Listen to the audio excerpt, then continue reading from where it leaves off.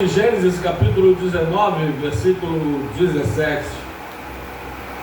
Somente o 17. Nós vamos ler a palavra do Senhor, que diz assim: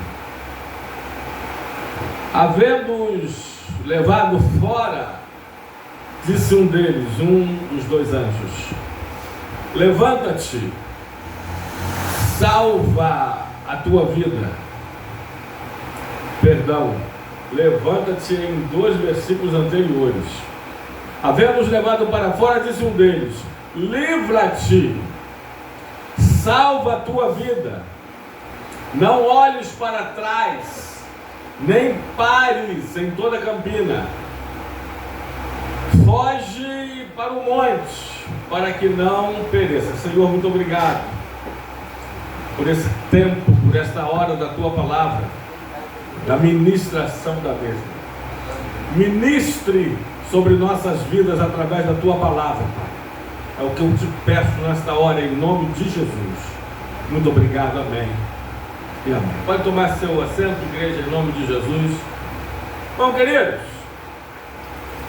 estamos diante do capítulo 19 do livro de Gênesis. Capítulo 19 do livro de Gênesis fala sobre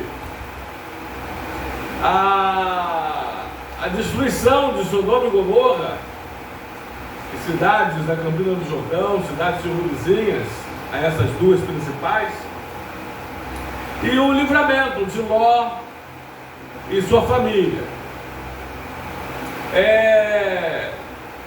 Só como introdução, fundo histórico, nós conhecemos a partir do capítulo 13 de Gênesis a separação de Ló e de Abraão. E Ló, em suas escolhas erradas e errôneas, escolhe ir e parar em Sodoma e Gomorra. E Ló se torna uma pessoa, apesar de estrangeiro, influente lá. Tanto que no versículo 1, Natan, ele está à porta. E diz os eruditos, os estudiosos, os especialistas, os teólogos, os comentaristas, que sentava à porta da cidade o juiz e os juízes para julgar as grandes causas da cidade. E Jó já era o juiz. Natan, versículo 1: ao anoitecer vieram 2 anjos de Sodoma, cuja entrada da cidade estava Jó sentado. Ló já era um juiz. Bota no 6 ou no 7? Eita, deixa eu ver se é o 6 ou 7. 7. Eita, 8. Vai chegar lá. Vai. Vou ver aqui. Dê um segundo. Eu estou pregando sem esboço de novo. Versículo de número 9. Versículo de número 9. Eles, porém, disseram: retira-te daí. E acrescentaram: só ele é estrangeiro aqui. Veio morar entre nós e pretende ser juiz em tudo? Como? Primeiro ponto. Segunda coisa, Jó levou uma noite ainda para se retirar. Aliás, ele foi retirado pelos anjos, demorando-se ainda ali. Olha que coisa. Alguns vão dizer que Jó tinha muitas posses no local, que Jó tinha muitos bens. Ló, de novo eu falei Jó. Jó, dá licença, é Ló. É igual aquela história do pregador pregando, né? Lucas 19.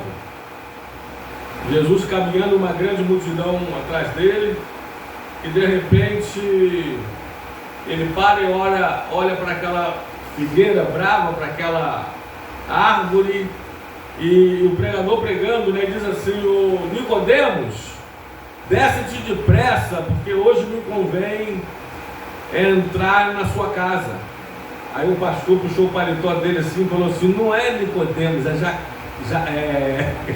Zaqueu. Aí ele falou assim: ô Nicodemos, desce daí, porque essa árvore, esse lugar é de Zaqueu. E Jesus vai falar para Zaqueu descer depressa, que hoje me convém pousar em sua casa. Não esquece, Jó é Ló. E Ló era juiz, perdão, era rico, tinha posse e demorava-se ali naquela cidade. Tinha 2 filhas virgens e porém tinham 2 noivos, 2 genros, Jó tinha, e o texto vai de novo. E o texto vai dizer que queriam casar com as filhas de Ló. Isso. Bom, muito bem. E os homens daquela cidade, quando veem ao anoitecer entrarem Ló com os 2 anjos homens, os 2 moços, eles então começam a bater a porta, gente nova, homens novos e velhos, querendo os 2 rapazes. E Ló não os libera, porque também havia outra tradição, que era a lei do anfitrião e do convidado. Há quem diga que quando alguém adentrava da sua porta para dentro, adentrava debaixo do seu teto, você, o dono da casa, era responsável pela vida daquela pessoa. E por isso que muitos não entendem, Ló ofereceu até as 2 filhas virgens dele para os homens da cidade abusarem dela, mas não liberou os 2 homens, os 2 moços, os 2 rapazes, que eram 2 anjos. E quando fala o texto abusar deles, o original é estrupá-los. Sim, é fazer sexo com eles, de forma homossexual. O que imperava em Sodoma e Gomorra, a pecaminosidade, a imoralidade, a promiscuidade, era mais o homossexualismo ou homossexualidade. Amém? Aí os anjos vão dizer, Natan, no versículo 17 e 16, como porém se demorasse, viu? Pegaram-lhe os homens pela mão, a ele, a Ló, a sua mulher, suas 2 filhas. Se não me falha a memória, no versículo anterior, os genros não quiseram ir, porque achavam que Ló estava de graça com eles. Esse é o 15, se não me falha a memória. Então saiu Ló e falou para os seus genros, aos que estavam para casar com as suas filhas, e disse: levantai-vos e saí deste lugar, porque o Senhor há de destruir essa cidade. Acharam, porém, que ele gracejava deles, ou com eles, que estava brincando, que estava de brincadeira com eles. Aí o 15, Natan: ao amanhecer apertaram os anjos com Ló, dizendo: levanta-te, toma tua mulher, as tuas 2 filhas, que aqui se encontram, para que não pereças no caminho. Aí sim, a gente chega no 16, Natan, para parar e destacar o 17, que diz: como porém se demorasse, pegaram os homens, os anjos, pela mão de Ló e de sua mulher e de suas 2 filhas, sendo o Senhor misericordioso, os tiraram e os puseram fora da cidade.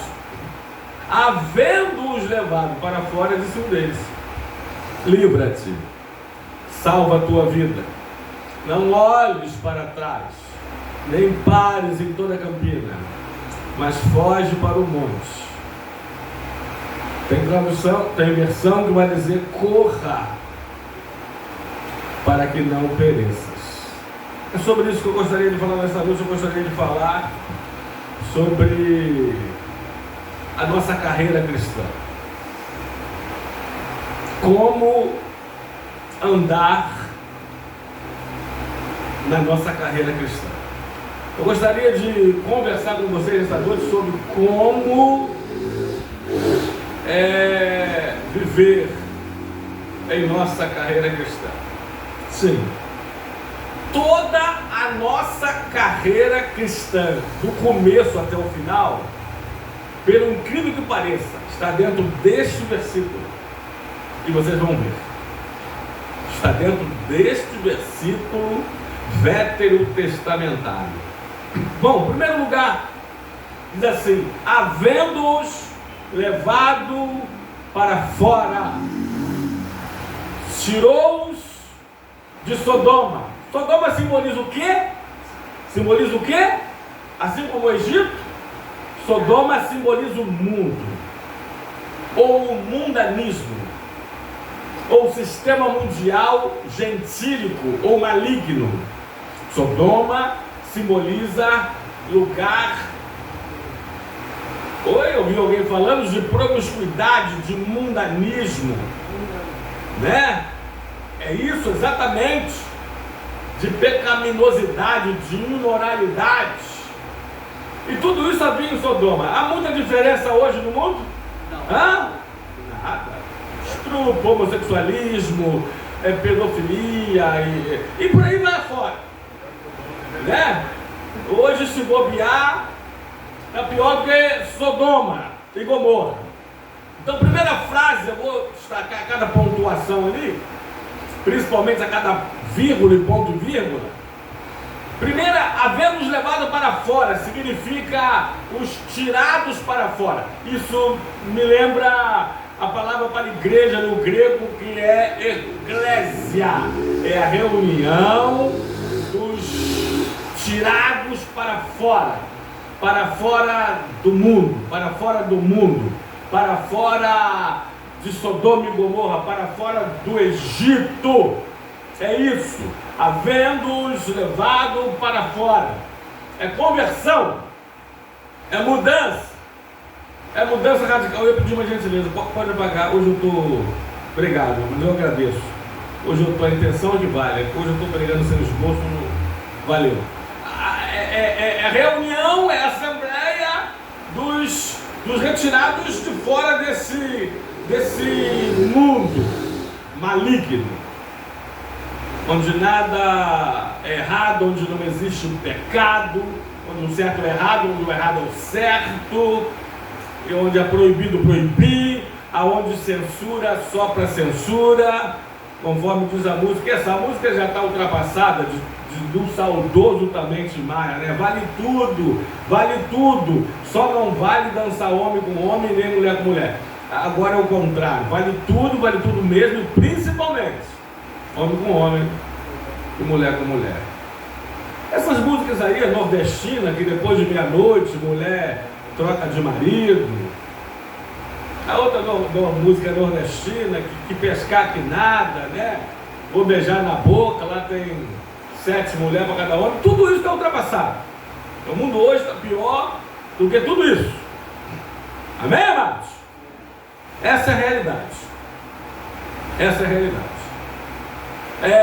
Então a primeira coisa que nós vemos ali é a eclésia, é a igreja, é a conversão, é a reunião dos chamados para fora de tudo isso que é do diabo. Eu falo logo no atacado para não ser tão específico e ganhar tempo. Segunda coisa que nós vemos ali, disse um deles: livra-te. E é o que acontece. Assim que somos convertidos, assim que encontramos o Senhor, que aceitamos a Jesus, que somos aceitos por Ele,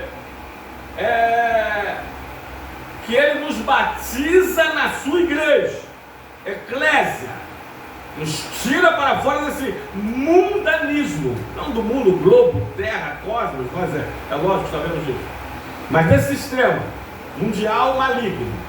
Ele nos liberta, livra-te, Ele nos liberta. Ele nos livra de tudo aquilo que antes éramos escravos. E aqui a maioria, com exceção, eu acho, com exceção dos meus filhos, ninguém aqui foi nascido e criado na igreja, foi? Ah, também o diácono Rômulo, é verdade.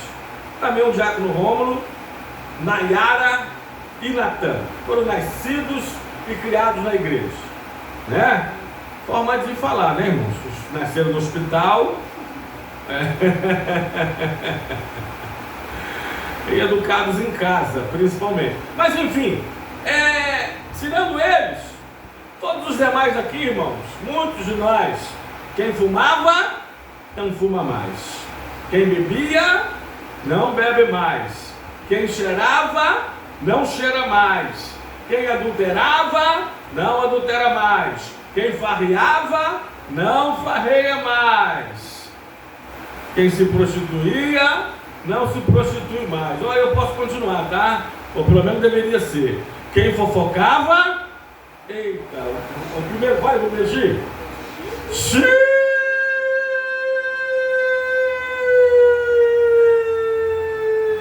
Ou pelo menos não deveria fofocar mais. Os que xingavam, não xinga mais. Os que compravam e não pagavam. Aí, Natan, como é que é aquele versículo que você fala para os nossos clientes? Romanos 13:8. Parte A. A ninguém fiqueis devendo nada. Portanto, os que deviam, não devem mais. Nós somos libertos de tudo aquilo que nos prendia.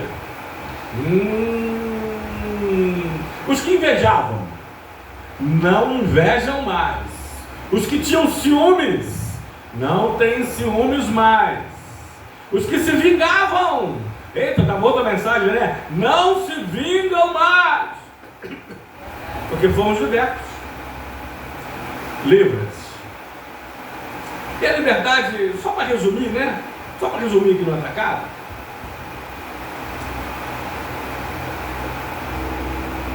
Duas só. Deus nos libertou no atacado. A partir do momento que aceitamos Jesus, que fomos convertidos. Tivemos nosso nome escrito no livro da vida, que fomos batizados pelo Espírito no corpo de Cristo. Mas segundo, a cada dia nós precisamos nos libertar, no avarejo, de algumas coisas. Eita, verdade ou mentira? Verdade ou mentira? É desse jeito. Terceiro lugar, entre as outras duas vírgulas, salva a tua vida. Na corrigida, Natan, se não me falha agora, tá? Escapa-te pela tua vida. A gente sabe que, literalmente falando, ali é salvação física. Na vida, fisicamente falando, né? Eu vou trazer de lá, e então, para aqui e agora. Salvação. Salvação. Não há nada mais importante do que a salvação da sua alma. Até porque, amados, Jesus disse assim: o que adianta o homem ganhar o mundo inteiro e perder a sua alma? Ou o que dará o homem em troca da sua alma? Eu fico imaginando homens que ganharam o mundo, ganharam a fama, ganharam o poder, ganharam o dinheiro, a riqueza, ficaram bilionários, trilionários, e hoje estão no inferno. Como? O que adiantou ganhar o mundo todo? O mundo todo e perder a sua alma? Não vou de nada. Olha, amados, imagine aqueles que trocam algumas décadas da sua vida humana pela eternidade sem Deus. Vamos supor, o papai está com 98 anos. Já está acamado, já não...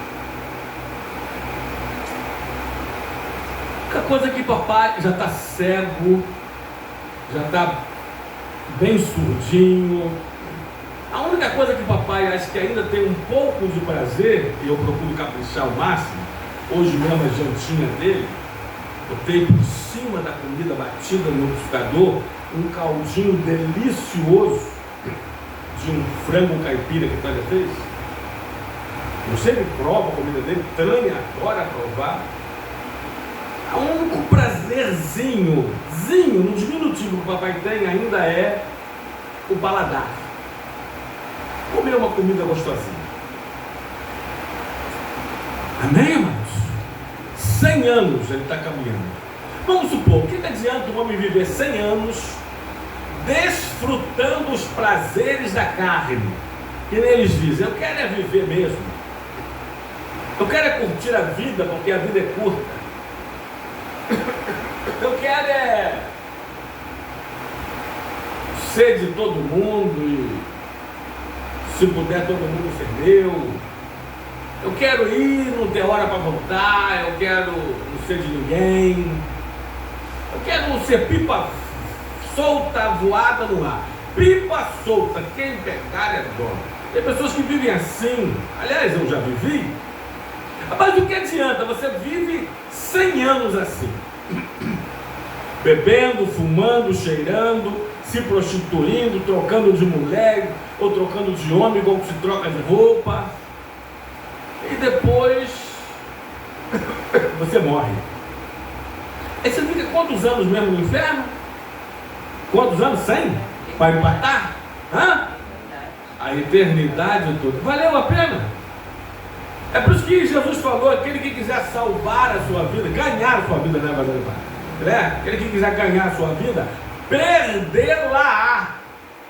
Mas aquele que perder a sua vida neste mundo, é isso que ele está falando, para esses prazeres da carne, ganha-la ou salvá-la. Irmãos, me perdoe, está gravado? É uma imbecilidade matemática trocar 100 por uma eternidade. Se é que é 100, irmãos.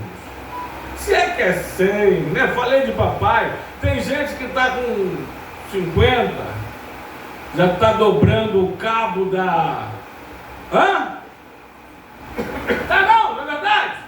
Está com 60, já deu o que tinha que dar.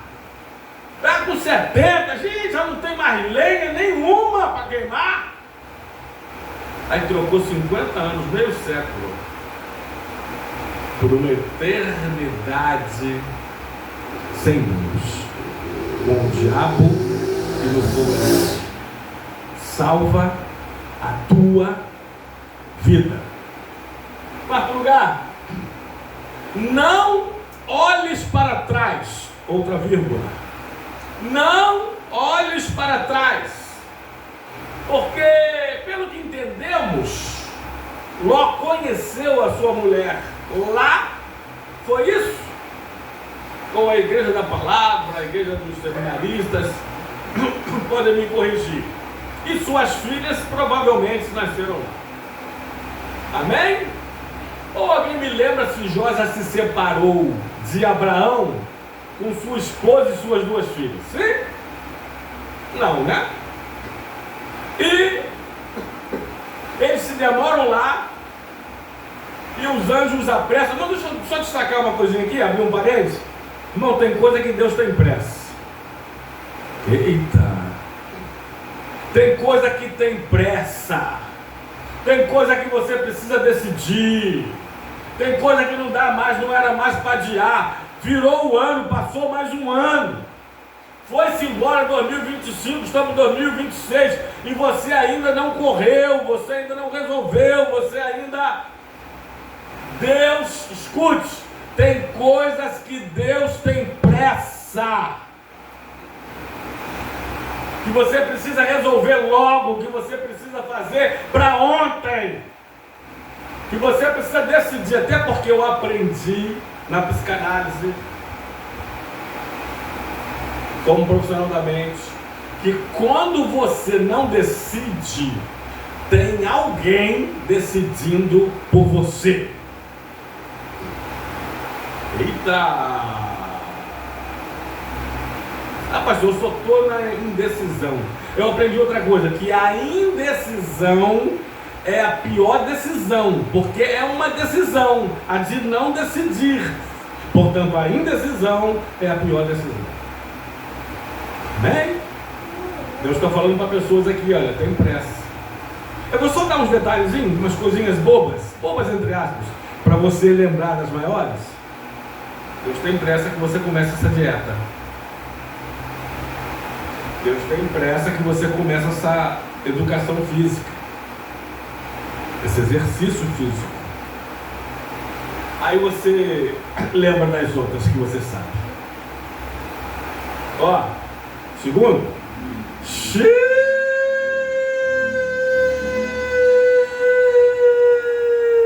Deus tem pressa que você mude alguns hábitos.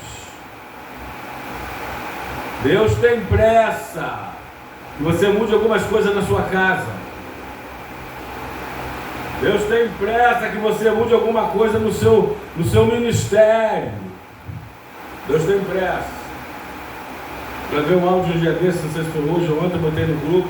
Eu tenho orado, Senhor abençoa primeiro o meu sacerdócio, depois o meu pastorado. Abençoe primeiro a minha vida espiritual, depois a minha vida ministerial. Isso eu estou falando com relação a eu, a igreja, Deus, a igreja. Sou meu sacerdócio. Meu sacerdócio é minha vida em Deus, minha intimidade com o Senhor, a minha oração, meu quarto secreto. É o meu quarto secreto, é Mateus 6,6. Sou meu sacerdócio. E aí sim, depois abençoe meu pastorado, que é eu e os ovelhos, eu e a igreja. Abençoe minha vida espiritual primeiro, meu Deus, minha vida espiritual precisa estar boa, está bem. Hoje minha vida ministerial, eu e meu ministério, eu e vocês. Amém, amados? Tem coisas que nós precisamos correr para fazer enquanto há tempo, antes que seja tarde demais. Eu não sei, você sabe. Quem sabe no seu casamento. Eita! Vamos lá? Volta lá, meu filhote, por gentileza.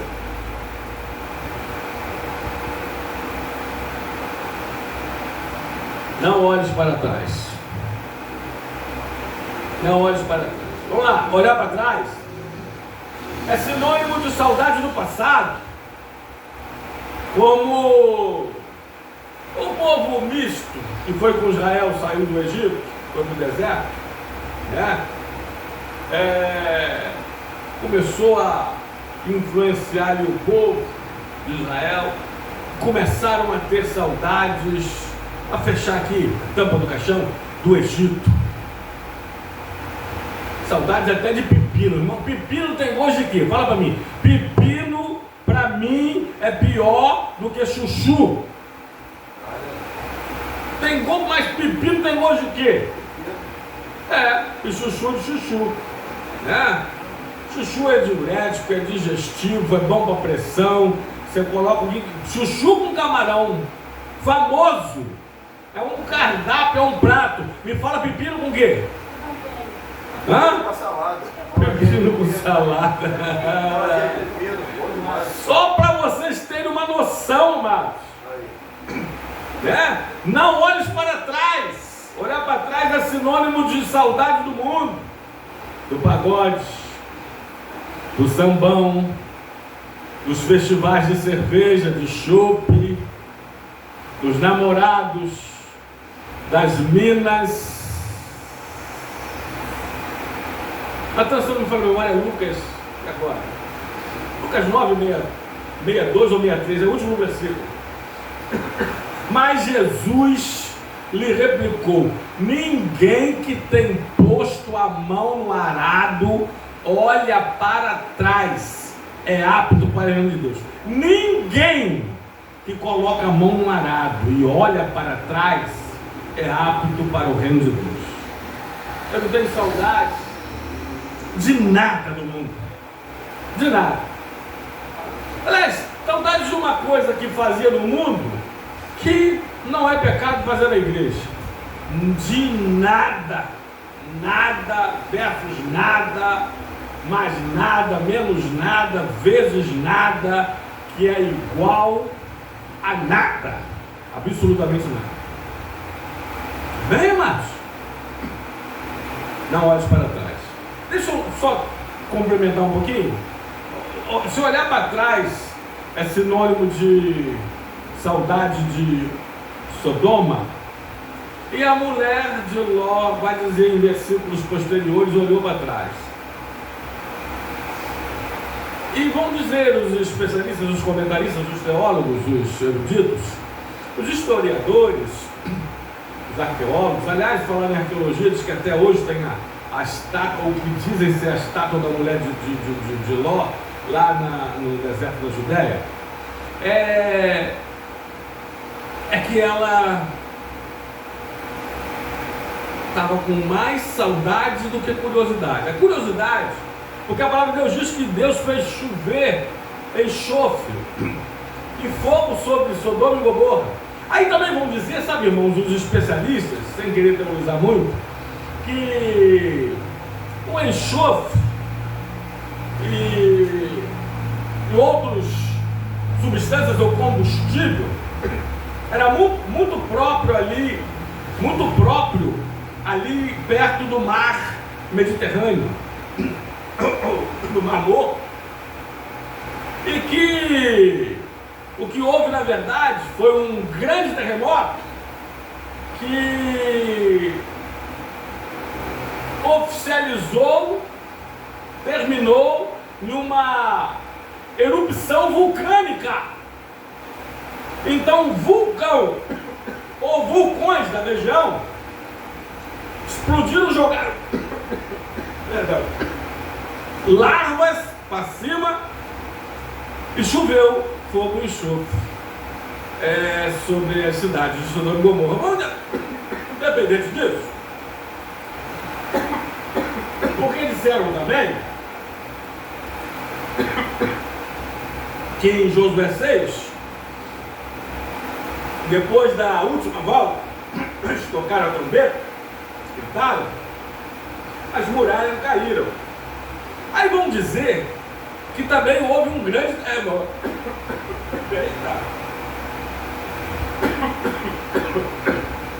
Pode ter sido?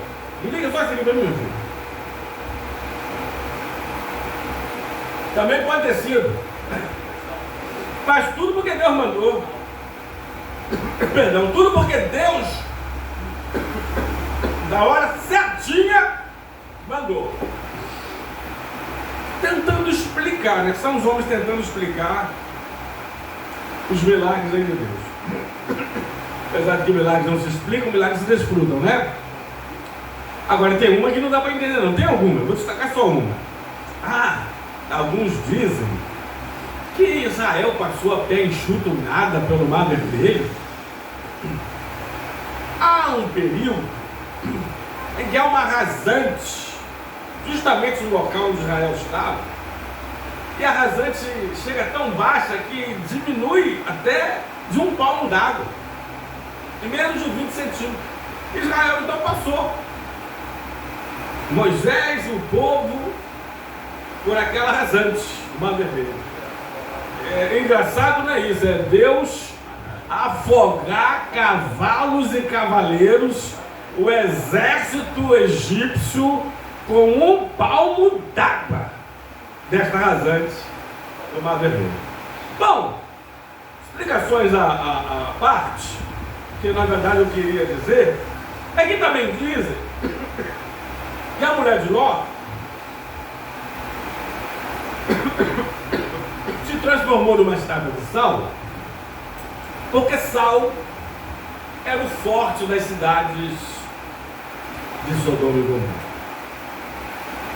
Era a maior renda daquela cidade. Não tem Volta Redonda, a cidade do aço? Não tem Vilar dos Teles, a cidade do jeans? E por aí vai. Sodoma e Gomorra era a cidade do sal. E o sal era importante, importantíssimo. Tanto que o melhor tempero até hoje é o sal. O melhor tempero até hoje é o sal. Você pode fazer um filé mignon, não coloca sal para você ver. Você pode fazer uma lagostinha gratinada, não coloca nem uma pitada de sal para você ver. Pode fazer um camarão adorê, você pode fazer o que você quiser. Mas o melhor tempero ainda é o sal. E o sal era tão importante que era moeda de troca. Depois, a partir do sal, surgiu a palavra qual? Salário, de salário.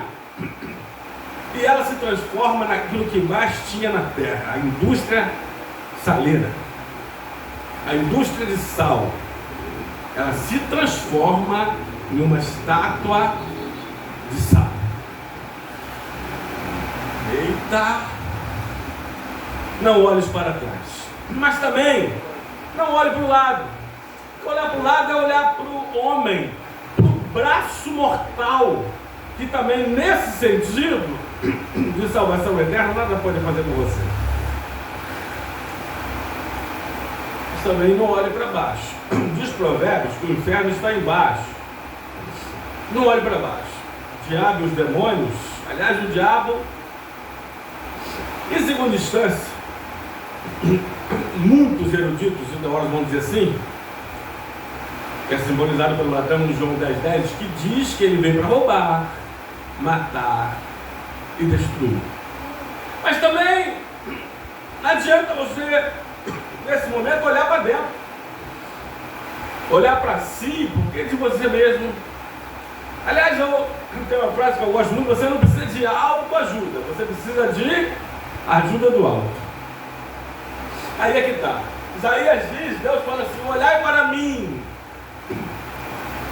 vós os moradores da terra, e sereis salvos. Livro de Hebreus, capítulo 12, versículo 2, diz: olhando atentamente para o autor e consumador da nossa fé, Jesus. Para Ele que nós temos que olhar. Olhar para frente, para o alto. Não olha para o irmão. Tem defeitos tanto quanto você. Não sei se mais, talvez, mas tem. Não adianta você olhar para trás, para o lado, para dentro. Olhe para o Senhor. Não olhes para trás. Volta lá atrás. Não olhes para trás. Porque a mulher de Ló olhou para trás. Eu comecei com Jó, estou terminando com Ló, viu? A mulher de Ló, olhando para trás, paralisou. Sabe por que a vida de muita gente está parada? Não está dando, pena que não está dando para fazer mais cheio.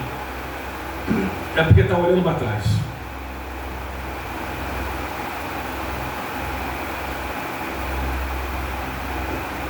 Se alguém quiser, tente andar para frente olhando para trás.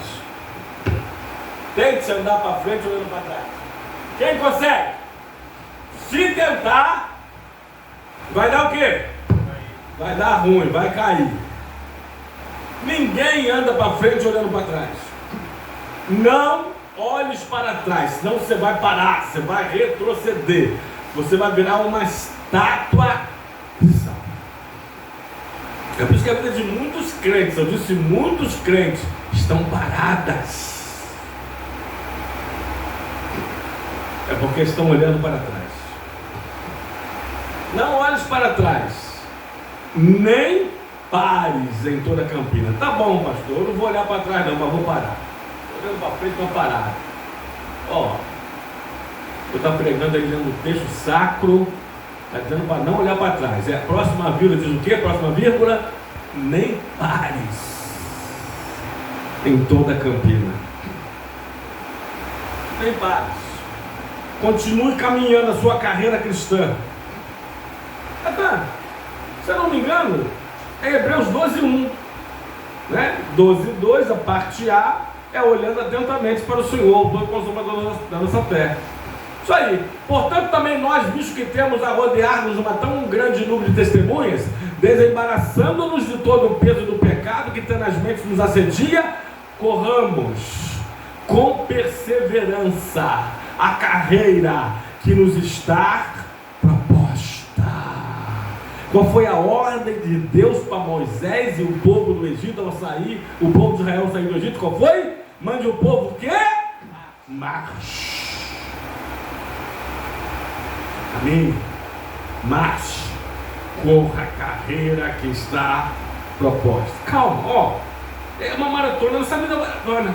Nossa vida cristã é maratona. Não é corrida de 100 metros rasos. Não é velocista. Eu conheci muitos crentes. E minha esposa Tânia, em nosso ministério de mais de 31 anos, pastoreando igreja. Pastor Marinho também, evangelista Orlando. Eu conheci crentes, ó, não conta comigo que eu estou, que eu vou, que eu faço, que eu aconteço, que fogo de palha. Sabe o que significa fogo de palha? É porque a palha, você bota fogo, ela cria aquele fogo alto, rápido, assim, tudo acabou.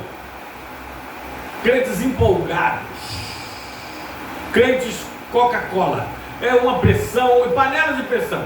Crentes, né? Não, aí, aqueles primeiros momentos, eu falei momentos, você até vê a pessoa, daqui a pouco está nela, sumiu na poeira.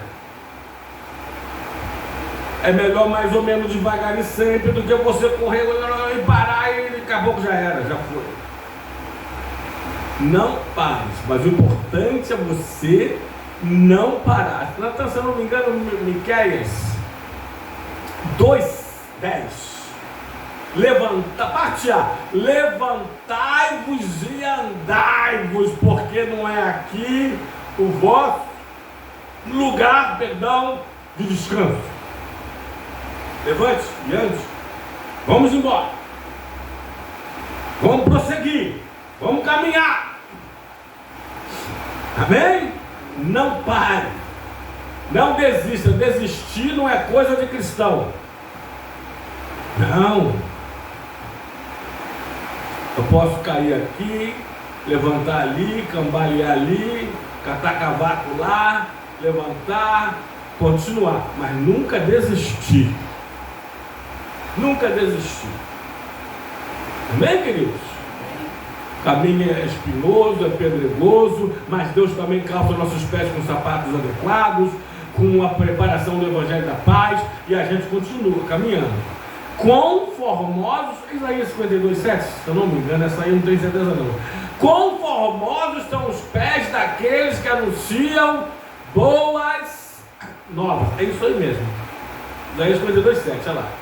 Quão formosos são os pés daqueles que anunciam o Evangelho, que faz ouvir a paz, que anuncia as coisas boas, que faz ouvir a salvação, que diz o teu Deus reina.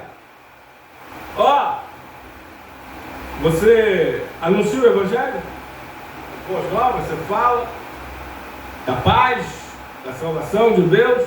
Então deixa eu te falar, você pode ser feio, mas seus pés são formosos, porque quão formosos são os pés. Amém? Não, fica tranquilo que eu não vou pedir o irmão para falar isso para o outro que está do lado. Pode ficar tranquilo.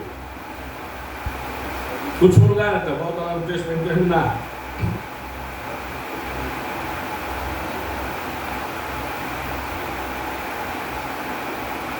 Havendo-os levado para fora, dizendo eles: livra-te, salva a tua vida, não olhes para trás, nem pares em toda a campina, mas foge para o monte,